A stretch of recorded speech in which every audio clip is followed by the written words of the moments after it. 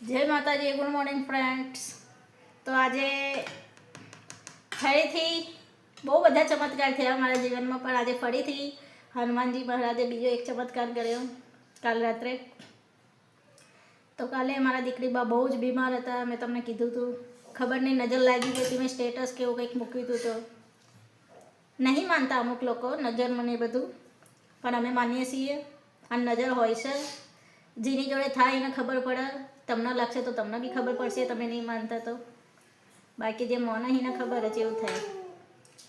તો કાલ રાત્રે બાધા રાખી મેન મારા હસબન્ડે ચાલતા જવાની, હનુમાનજી મહારાજ જોડે ચાલતા જવાની બાધા રાખી.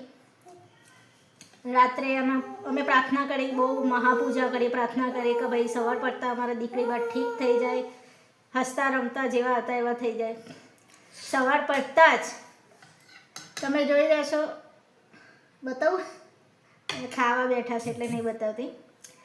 તો સવાર પડતા જ એ ઉઠ્યા ત્યારથી ખુશ છે, અને એવું લાગે કે જાણે કે કશું જ નથી હોય, કશું હતું જ નહીં, કે કશું થયું બી ના હોય. એટલું ખતરનાક રીતે હનુમાનજી મહારાજે ચમત્કાર કર્યો રાતોરાત. બાધાની તાકાત, હનુમાનજીની તાકાત. હનુમાનજી આગળ તો કોણ ટકી શકે? ભૂત પ્રેત તો બરાબર, પણ રોગો બી ના ટકી શકે. રોગ હોય, બીમારી હોય, કંઈ પણ હોય, તમને કશું જ ના ટકે હનુમાનજી મહારાજ આગળ. એટલે તો કહેવાય, સંકટ કટે મીટે સબ પીડા, જો સુમેરે હનુમંત બલવીરા. મેં અને મારા હસબન્ડને બાધા લીધી હતી કે હનુમાનજી મહારાજના મંદિરે આ રવિવારે ચાલતા જઈશું એવી.